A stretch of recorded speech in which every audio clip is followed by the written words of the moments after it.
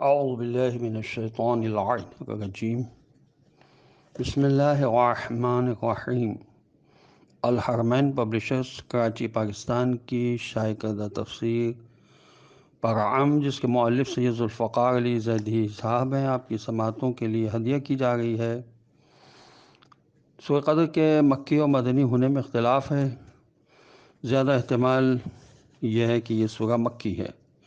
نزولی ترتیب کے لحاظ سے اس کا نمبر 25 ہے اور موجودہ ترتیب کے لحاظ سے اس کا نمبر 97 ہے۔ اس سورہ کو سورہ قدر اور سورہ انا انزلنا بھی کہتے ہیں۔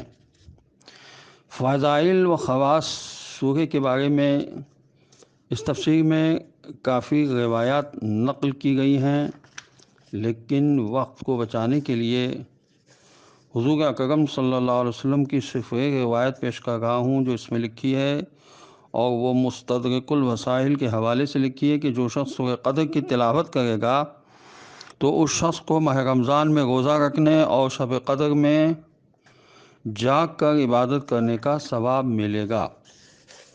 اسی طرح موضوعات سورہ اور خلاصہ مضامین کے سلسلے میں علامہ جلال الدین سیوطی نے اپنی تفسیر دور منصور میں اسی شان نزول کو یوں تحقیق کیا ہے کہ حضرت حسن بن علی علیہ السلام کے معاویہ کی بیعت کرنے کے بعد ایک آدمی اٹھا اور اس نے کہا کہ تو نے مومنوں کے چہرے سیاہ کر دی ہیں، تو آپ علیہ السلام نے فرمایا تو مجھے نہ جھڑک، اللہ تعالیٰ تجھ پر رحم فرمائے، کیونکہ حضور اکرم صلی اللہ علیہ وسلم نے بنی امیہ کو دیکھا کہ وہ آپ صلی اللہ علیہ وسلم کے ممبر پر خطبہ دے رہے ہیں، تو آپ صلی اللہ علیہ وسلم کو یہ انتہائی ناگوار گزرا، تو انا اعطینا کل کوثر نازل ہوئی، یعنی اے محمد صلی اللہ علیہ وسلم ہم نے آپ کو کوثر عطا فرمائی اور یہ جنت میں ایک نہر ہے، اور ساتھ ہی سورۃ القدر نازل فرمائی، اے محمد صلی اللہ علیہ وسلم بنی امیہ آپ کے بعد اس کے مالک بنیں گے۔ حضرت قاسم بن فضل حمدانی نے کہا پھر ہم نے شمار کیا تو ان کی حکومت پورے 1000 مہینے ہی رہی، بلکہ نہ ایک دن کم اور نہ ہی ایک دن زیادہ۔ اور ترمذی میں لکھا ہے کہ بلکہ حاکم اور ابن جریر نے بھی کہ امام حسن علیہ السلام کی روایت سے بیان کیا ہے کہ رسول اکرم صلی اللہ علیہ وسلم نے خواب میں دیکھا کہ بنی امیہ کے ظالم حکمران آپ صلی اللہ علیہ وسلم کے ممبر پر بندروں کی طرح کود رہے ہیں۔ آپ صلی اللہ علیہ وسلم کو اس خواب سے صدمہ پہنچا تو آپ صلی اللہ علیہ وسلم کی تشفی کے لیے سورہ کوثر اور سورہ قدر نازل ہوئی۔ روایت کی روشنی میں مطلب یہ ہوا کہ بنی امیہ کی 1000 ماہ حکومت سے ایک شب قدر بہتر ہے۔ قاسم بن فضل حمدانی نے کہا کہ ہم نے بنی امیہ کی حکومت کا زمانہ شمار کیا تو پورے 1000 مہینے ہوئے۔ بہت بہترین بات لکھی ہے۔ اور شان نزول کے بارے میں لکھا ہے کہ ابن ابی حاتم نے مجاہد سے مرسلاً روایت کی ہے کہ رسول اکرم صلی اللہ علیہ وسلم نے ایک مجاہد کا ذکر کیا جو مسلسل 1 ماہ تک جہاد میں مشغول رہا اور کبھی ہتھیار نہیں اتارے۔ مسلمانوں کو یہ بات سن کر تعجب ہوا۔ اس پر سورہ قدر نازل ہوئی جس میں امت کے لیے صرف ایک رات کی عبادت کو بنی اسرائیل کے اس مجاہد کی عمر بھر یعنی 1000 مہینوں کی جہاد کی عبادت سے بہتر قرار دیا۔ ایک اور حدیث میں حضور اکرم صلی اللہ علیہ وسلم نے بنی اسرائیل کے 4 افراد کا ذکر کیا جنہوں نے اسی سال بغیر معصیت کے خدا کی عبادت کی تھی۔ اصحاب نے آرزو کی کہ کاش وہ بھی اس قسم کی توفیق ان کو بھی اس قسم کی توفیق حاصل ہو، تو سورہ قدر نازل ہوئی۔ اس میں 1000 کا عدد تکثیر کے لیے نہیں بلکہ عدد کے لیے ہے۔ یہ تفسیر نمونہ کی جلد 15 صفحہ 381 پر لکھا ہے۔ اعوذ باللہ من الشیطان اللعین الرجیم، بسم اللہ الرحمن الرحیم، اِنَّا أَنزَلْنَاهُ فِي لَيْلَةِ الْقَدْرِ ہم نے اس قرآن کو شب قدر میں نازل کیا۔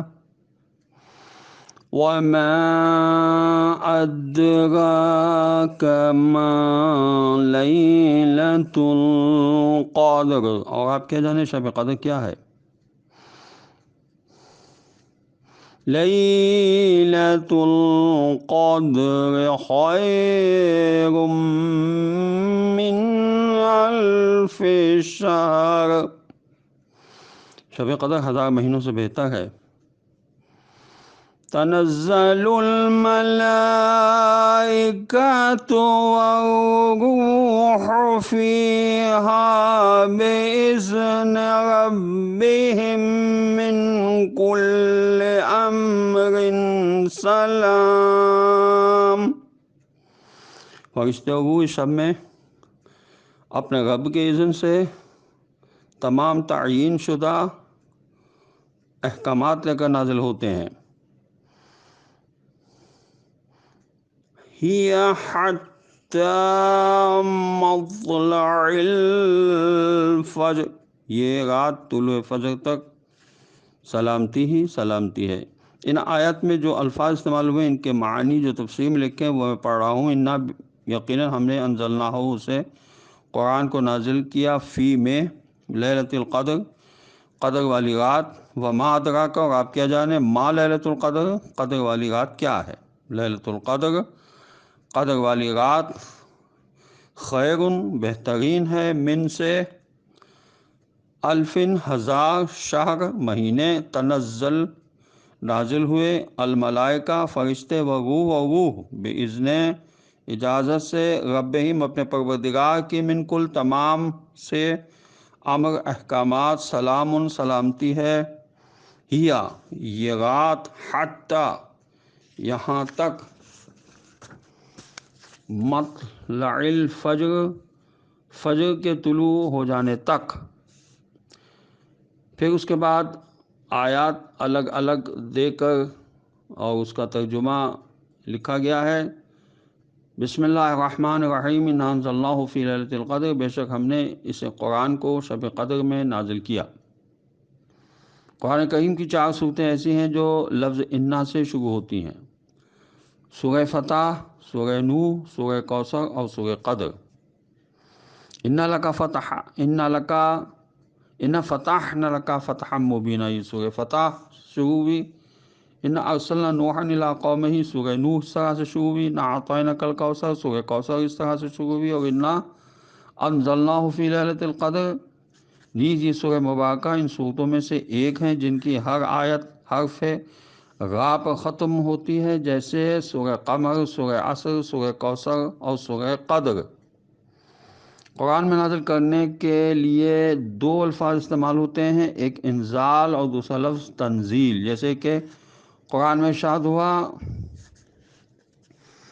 یا بنی آدم قد انزلنا علیکم لباسا یواری سوآتکم، سورہ اعراف کی آیت نمبر 26، کہ اے آدم علیہ السلام کی اولاد، ہم نے تمہارے لیے لباس نازل کیا تاکہ تمہارے جسم کو چھپا لے۔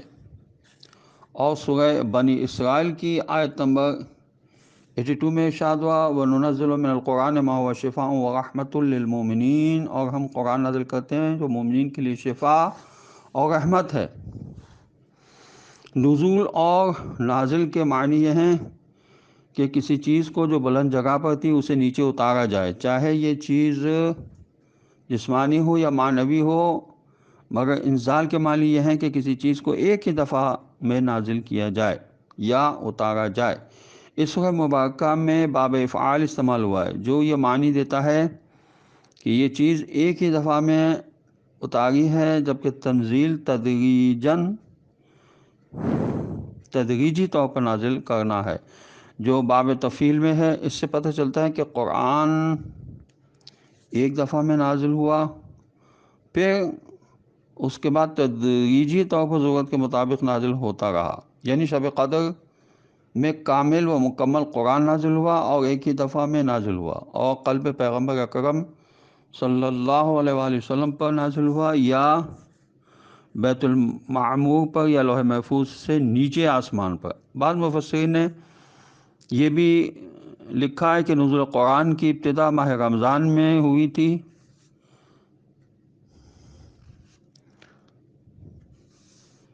نہ کہ سارا قرآن ماہ رمضان میں نازل ہوا، لیکن ایسا کہنا ظاہر آیت کے خلاف ہے، جس سے یہ مفہوم نکلتا ہے کہ ہم نے قرآن کو شب قدر میں نازل کیا۔ قرآن کریم کے نزول کے بارے میں قرآن کریم میں تنزیل اور انزال کے الفاظ استعمال ہوئے ہیں۔ اس سے مراد ایک ہی دفعہ میں لوح محفوظ سے قلب پیغمبر اکرم صلی اللہ علیہ وسلم پر قرآن کا نازل ہونا ہے، اور جہاں باب تفعیل کے ذریعے نزول کا ذکر ہوا ہے وہ تدریجی نزول کے معنی میں کہ حضور اکرم صلی اللہ علیہ وسلم نے 23 سال کی مدت میں خداوند عالم کا یہ کلام اس کی مخلوقات تک پہنچایا، یعنی موقع و محل اور ضرورت کے مطابق اللہ کے بندوں تک پہنچایا۔ حفص بن غیاث نے حضرت امام جعفر صادق علیہ السلام سے عائشہ کو رمضان الذی انزل فیہ القرآن کے بارے میں پوچھا۔ فرزند رسول صلی اللہ علیہ وسلم قرآن تقریباً 20 سال کے دوران نازل ہوا ہے، جبکہ قرآن کہتا ہے کہ قرآن ماہ رمضان میں نازل ہوا، تو آپ علیہ السلام نے فرمایا کہ سارا قرآن ماہ رمضان میں بیت المعمور میں نازل ہوا، اس کے بعد 20 سال کی مدت تک بتدریج نازل ہوتا رہا۔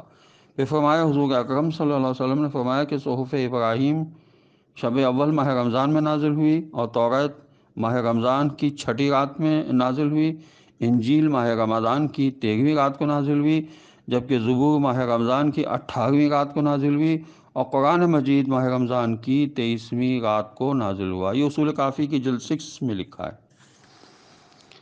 لیلۃ القدر کے مفہوم اور معنی کے سلسلے میں لکھا ہے کہ قدر کے ایک معنی شرف اور عظمت کے ہیں، اور اس رات کو قدر والی رات کہنے کی وجہ اس رات کی عظمت و شرافت کو بتانا مقصود ہے۔ یہ بھی کہا گیا کہ جس آدمی کی بے عملی کی وجہ سے کوئی قدر و قیمت نہیں تھی، جو اس رات کو توبہ و استغفار اور عبادت کرتے ہوئے قدر و شرف کا مالک بن جاتا ہے۔ قدر کے ایک اور معنی تقدیر اور حکم کے بھی ہیں۔ اس معنی کے لحاظ سے لیلۃ القدر کہنے کی وجہ یہ ہوئی کہ تمام مخلوقات کے لیے جو تقدیر ازل میں لکھی تھی، اس کا جو حصہ اس سال کے رمضان سے آئندہ ماہ رمضان تک پیش آنے والا ہے، وہ اس رات ان فرشتوں کے حوالے کیا جاتا ہے جو تدبیر امور کائنات پر مامور ہیں۔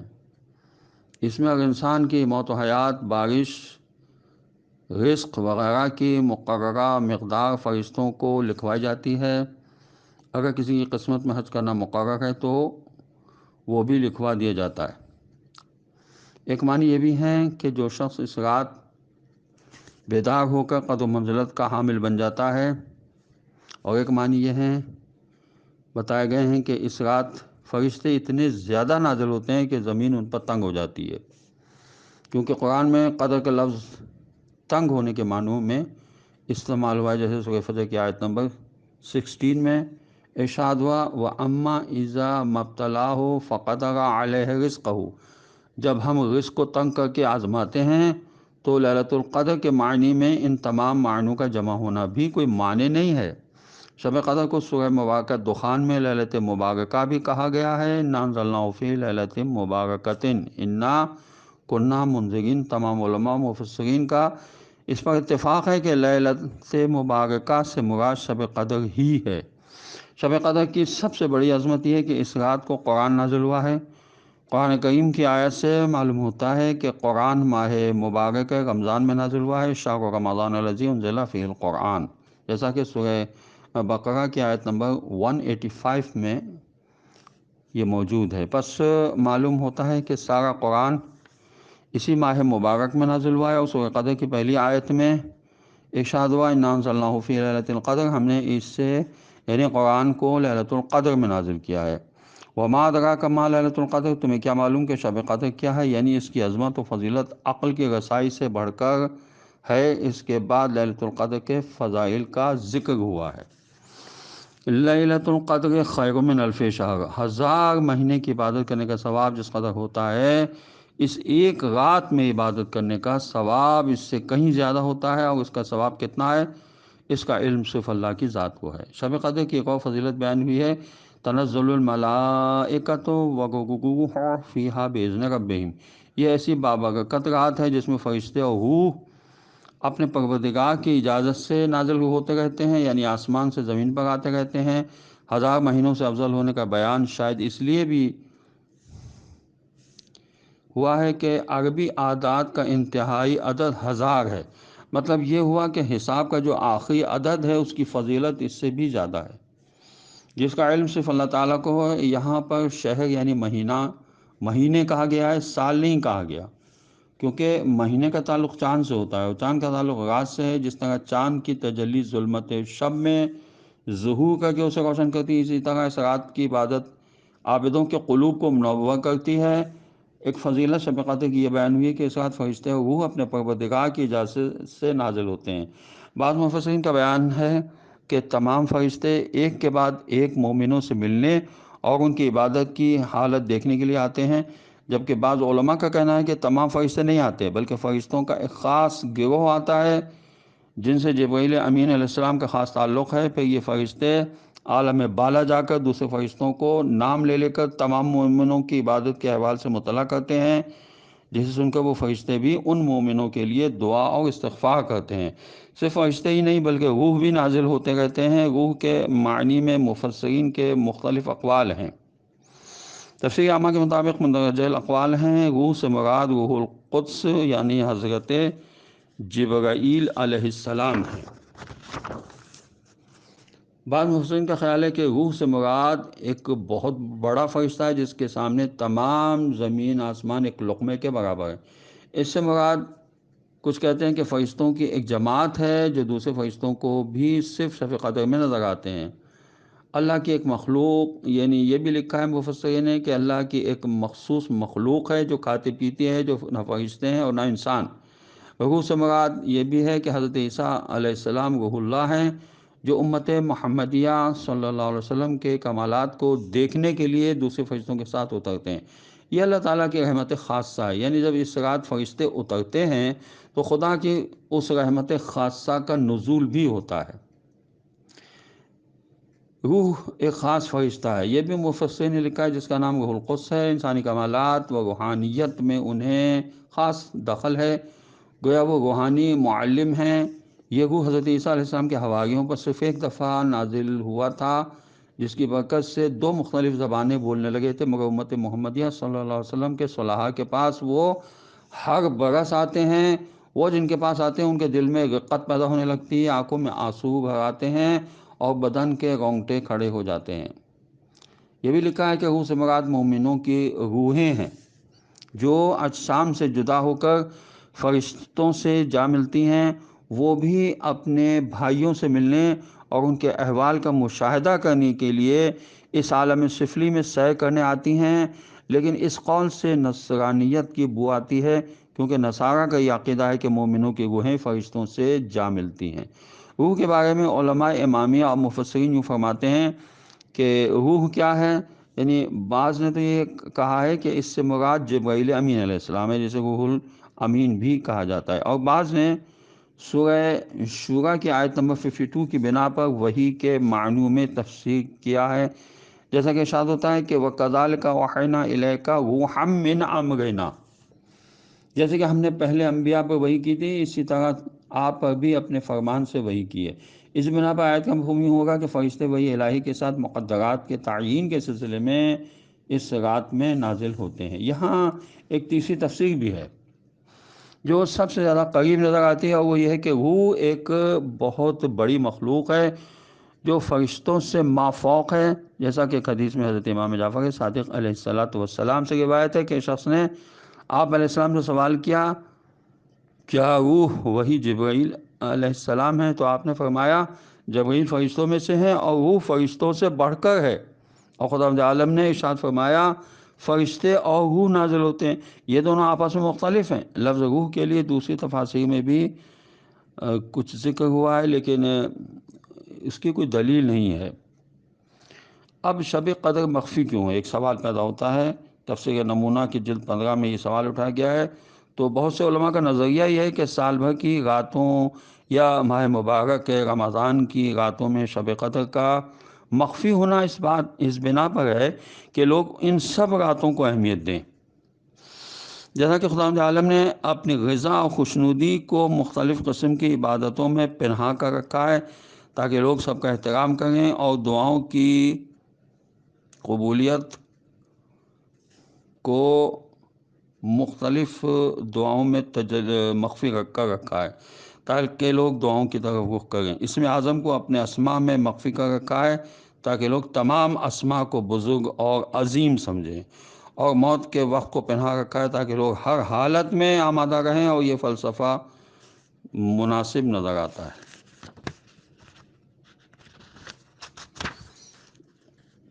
صفحہ نمبر 450 تک ہماری بات پہنچ رہی ہے۔ اس میں صفحہ 450 میں لکھا ہے کہ شب قدر کون سی رات ہے، یہ عنوان بنایا ہے، اور لکھا ہے اس بارے میں کہ شب قدر ماہ رمضان میں ہوتی ہے، کوئی شک نہیں، کیونکہ قرآن کریم کی تمام آیات اسی مہینے میں نازل ہوئی ہیں، کیونکہ قرآن کی تمام آیات اسی کا اقتضا کرتی ہیں۔ ایک طرف آیات کہتی ہیں کہ قرآن ماہ رمضان میں نازل ہوا ہے، سورہ بقرہ کی آیت نمبر 185 کے مطابق، اور دوسری طرف کہتی ہیں کہ شب قدر میں نازل ہوا ہے، لیکن اس بارے میں کہ ماہ رمضان کی راتوں میں سے کون سی رات شب قدر ہے بہت اختلاف ہے، اور اس سلسلے میں بہت ساری تفاصیر بیان کی گئی ہیں۔ من جملہ ان میں سے پہلی رات 17ویں، 19ویں، 21ویں، 23ویں، 27ویں اور 29ویں رات لکھی ہیں، لیکن روایت میں مشہور و معروف یہ ہے کہ ماہ رمضان کی آخری 10 راتوں میں سے 21ویں یا 23ویں رات ہے۔ اس لیے ایک روایت میں آیا ہے کہ پیغمبر اکرم صلی اللہ علیہ وسلم ماہ رمضان کی آخری 10 راتوں میں سے تمام راتوں کا احیاء فرماتے تھے اور عبادت میں مشغول رہتے تھے۔ ایک اور روایت میں ہے کہ حضرت امام جعفر صادق علیہ السلام سے پوچھا گیا کہ آیا شب قدر 21ویں یا 23ویں رات ہے، یہاں تک کہ جب راوی نے اصرار کیا تو ان دونوں راتوں میں سے کون سی رات ہے، اور یہ کہا کہ اگر میں ان دونوں راتوں کو نہ پا سکوں تو کون سی رات کا انتخاب کروں، تو بھی امام علیہ السلام نے تعین نہیں فرمائی، بلکہ فرمایا کہ اس چیز کے لیے جس سے تو چاہتا ہے 2 راتیں کس قدر آسان ہیں، لیکن متعدد روایت میں جو اہل بیت علیہ السلام کے طریقے سے پہنچی ہیں زیادہ تر 23ویں رات پر تکیہ ہوا ہے، جبکہ اہل سنت کی زیادہ تر روایات 27ویں رات کے گرد گردش کرتی ہیں۔ ایک روایت میں حضرت امام جعفر صادق علیہ السلام سے یہ بھی نقل ہوا ہے کہ آپ علیہ السلام نے فرمایا کہ تقدیر مقدرات 19ویں شب کو ہوتی ہے، اور اس کا حکم 21ویں شب کو، اور ان کی تصدیق اور منظوری 23ویں شب کو ہوتی ہے۔ یہ تفسیر نمونہ کی جلد 15 میں صفحہ 385 پر لکھا ہوا ہے۔ اسی طرح امام جلال الدین سیوطی فرماتے ہیں کہ حضرت اسود احمد اللہ کی سند سے اور حضرت عبداللہ سے یہ روایت ہے کہ تمام شب قدر کو اس رات میں تلاش کرو جبکہ 7 راتیں ابھی باقی ہوں، یعنی 23ویں رات تم اسے تلاش کرو، اور 9 راتیں ابھی باقی ہوں یعنی 21ویں رات اور تم اسے تلاش کرو، جبکہ 11 راتیں باقی ہوں یعنی 19ویں رات۔ چاند روشن ہوتا ہے ہر دن کا، سورج شیطان کے 2 سینگوں کے درمیان طلوع ہوتا ہے، سوائے لیلۃ القدر کی صبح کے کہ اس دن سفید طلوع ہوتا ہے اور اس میں شعاعیں نہیں ہوتی ہیں۔ امام ابن زنجویہ اور ابن مردویہ نے صحیح سند کے ساتھ ابو ہریرہ سے یہ روایت بیان کی ہے، انہوں نے فرمایا کہ ہم نے رسول اللہ صلی اللہ علیہ وسلم کے پاس شب قدر کا ذکر کیا تو آپ صلی اللہ علیہ وسلم نے فرمایا مہینہ کتنا باقی ہے، تو ہم نے کہا 22 دن گزر چکے ہیں اور 8 دن باقی رہے ہیں، تو رسول اللہ صلی اللہ علیہ وسلم نے فرمایا کہ 22 دن گزر چکے ہیں اور 7 باقی ہیں، تم آج کی رات تلاش کرو، یہ مہینہ 29 کا ہے۔ یہ تفسیر دور منصور کی جلد 6 صفحہ 1057 پہ لکھا ہوا ہے۔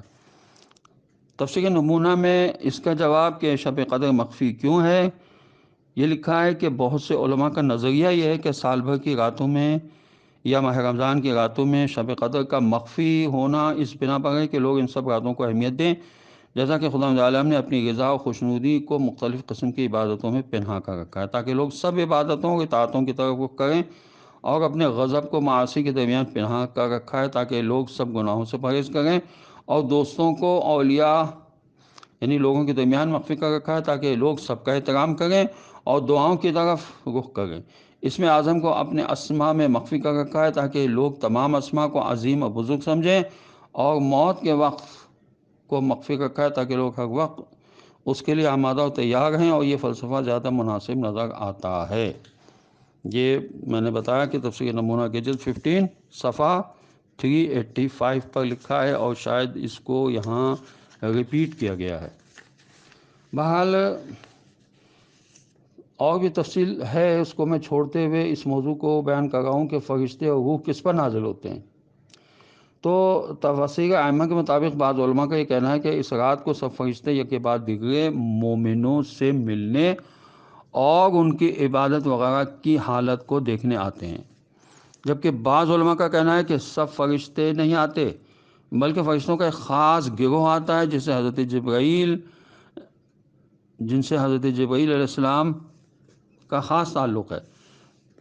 پھر وہ واپس جا کر عالم بالا کے دوسرے فرشتوں سے اہل ایمان کے تمام نام احوال بیان کرتے ہیں، اور وہ بھی ان کے لیے دعا و استغفار کرتے ہیں۔ اس کو بھی ریپیٹ کیا گیا ہے۔ تو شب کی رات ایک ایسی رات ہے جو اپنے آغاز سے اختتام تک سراسر سلامتی ہی سلامتی ہے، یہاں تک کہ بعض روایت کے مطابق اس رات شیطان کو اس زنجیر میں جکڑ دیا جاتا ہے، لہٰذا اس لحاظ سے بھی یہ رات سلامتی ہی سلامتی ہے۔ اس بنا پر سلام کا اطلاق ہے کہ فرشتے ایک دوسرے پر یا مومنین پر سلام بھیجتے ہیں، یا پیغمبر اکرم صلی اللہ علیہ وسلم کے حضور میں اور آپ صلی اللہ علیہ وسلم کے معصوم جانشینوں کے حضور میں جا کر سلام عرض کرتے ہیں۔ ان تمام تفاسیر کی جمع بھی ممکن ہے۔ بہرحال یہ ایک ایسی رات ہے جو ساری کی ساری نور و رحمت، خیر و برکت، سلامت و سعادت اور ہر لحاظ سے بے نظیر ہے۔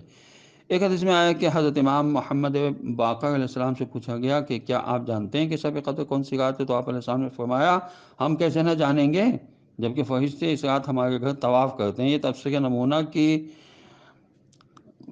ایک جلد میں بحوالہ تفسیر برہان لکھا ہے، اور یہ اس کی تفسیر برہان کی جلد 4 میں ہے، صفحہ 488 پر۔ حضرت ابراہیم علیہ السلام کے واقعے میں آیا کہ خدا کے کچھ فرشتے آپ علیہ السلام کے پاس آئے اور انہیں بیٹے کی خوشخبری دی اور ان پر سلام کیا۔ یہ سورہ ہود کی آیت نمبر 61 میں بیان ہوتا ہے۔ کہتے ہیں کہ جو لذت حضرت ابراہیم علیہ السلام کو ان فرشتوں کے سلام میں آئی، ساری دنیا کی لذتیں بھی اس کے برابر نہیں ہو سکتی تھیں۔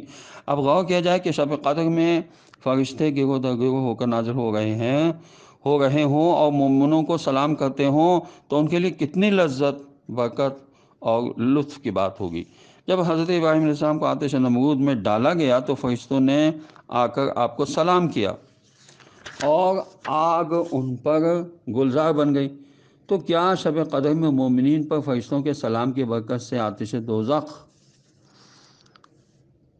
بردن و سلامت نہیں ہوگی؟ ہاں، یہ حضرت محمد صلی اللہ علیہ وسلم کی امت کی عظمت کی نشانی ہے کہ وہاں تو خلیل پر فرشتے نازل ہوتے تھے اور یہاں امت محمدیہ کے مومنوں پر درود و سلام ہوتا ہے۔ یہ تفسیر نمونہ اور تفسیر فقہ رازی کی جلد 32 صفحہ 36 پر لکھا ہے۔ خلاصہ یہ کہ اس رات کی قدر و منزلت اس قدر ہے کہ انسانی ادراک سے بہت بلند ہے۔ اس رات کی عظمت اللہ نے قائم کی ہے اور اس کا سبب نزول قرآن ہے۔ اللہ تعالیٰ نے اس رات کو چنا ہے تاکہ ساری کائنات کے وجود پر نور کا اضافہ ہو، اور اس رات کی طلوع فجر تک سلامتی ہی سلامتی اللہ نے قرار دی ہے، اور انسانی زندگی کو منور و مبارک قرار دیا گیا ہے۔ قرآن جن عقائد، تصورات، شریعت اور آداب پر مشتمل ہے، اس رات کے ذریعے اللہ نے چاہا ہے کہ روئے زمین میں انسانی ضمیر کے اندر سلامتی کو ترویج دیں، اور خصوصی طور پر جبرائیل امین علیہ السلام اپنے رب کے حکم سے ہر سلامتی کے امر کو لا کر کائنات کو روشن کریں۔ قرآن کا نزول تو زمین پر شروع ہوا تو فرشتوں کی آمد و رفت کا سلسلہ آسمان و زمین کے درمیان شروع ہو گیا۔ لیلۃ القدر کی قدر سے انسانیت اپنی جہالت و بدنصیبی کی وجہ سے غافل ہے۔ وہ لیلۃ القدر کی قدر و عظمت سے آشنا نہیں، اور جب سے انسانیت اپنی جہالت و غفلت کی وجہ سے خسارے میں ہے، زمین کی سلامتی، گھر کی سلامتی، جماعت کی سلامتی کو بیٹھی ہے۔ یہ چیزیں انسان کو اسلام نے دی تھی۔ مومنین کا فریضہ ہے کہ لیلۃ القدر کی عظمت سے غافل نہ رہیں، کیونکہ حضور اکرم صلی اللہ علیہ وسلم نے ہمارے لیے اس ذکر کو زندہ رکھنے کی کوشش کی، کیونکہ اس ذکر کو زندہ رکھنے کے لیے آسان طریقہ بتا دیا ہے، اور یہی راستہ ہماری ارواح میں ہے۔ اس کے ساتھ جڑے رہیں اور ساتھ ہی اس عظیم کائناتی حادثے کے ساتھ بھی جڑے رہیں۔ یہ اس طرح کہ حضور اکرم صلی اللہ علیہ وسلم نے اس رات کو احیا کرنے کا حکم دیا، اور یہ بھی حکم دیا ہے کہ ہم اس سے ماہ رمضان کی آخر راتوں میں تلاش کریں۔ یہ فی ظلال القرآن کی جلد 10 صفحہ 616 پر لکھا ہے۔ اب فرشتے کس پر نازل ہوتے ہیں، ایک سوال ہے۔ تو آیت اللہ شیخ محسن علی نجفی فرماتے ہیں کہ شب قدر میں فرشتے کس پر نازل ہوتے ہیں، تو اس کے لیے روایت ہے حضرت امیر المومنین علیہ السلام کی، کہ ابن عباس نے اس کو بیان کیا ہے کہ شب قدر ہر سال ہوتی ہے، اور اس رات میں سال بھر کا امر نازل ہوتا ہے، اور اس امر کے رسول اللہ صلی اللہ علیہ وسلم کے چند ایک والی ہیں۔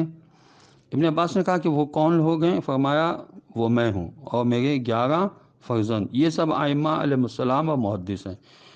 واضح ہے محدث اس ہستی کو کہتے ہیں جن سے فرشتے باتیں کرتے ہیں اور دکھائی نہیں دیتے۔ بعض شخصیات اہل سنت کے ہاں بھی محدث ہیں۔ شیعہ امامیہ کے نزدیک ان کے 12 ائمہ علیہ السلام اور حضرت زہرا سلام اللہ علیہا محدثہ ہیں، یعنی ان سے فرشتے کلام کرتے ہیں اور دکھائی نہیں دیتے۔ حضرت امام محمد باقر علیہ السلام سے روایت ہے کہ آپ علیہ السلام نے فرمایا کہ شب قدر میں ولی امر کی طرف سال بسال کے امور کی تشریح نازل ہوتی ہے۔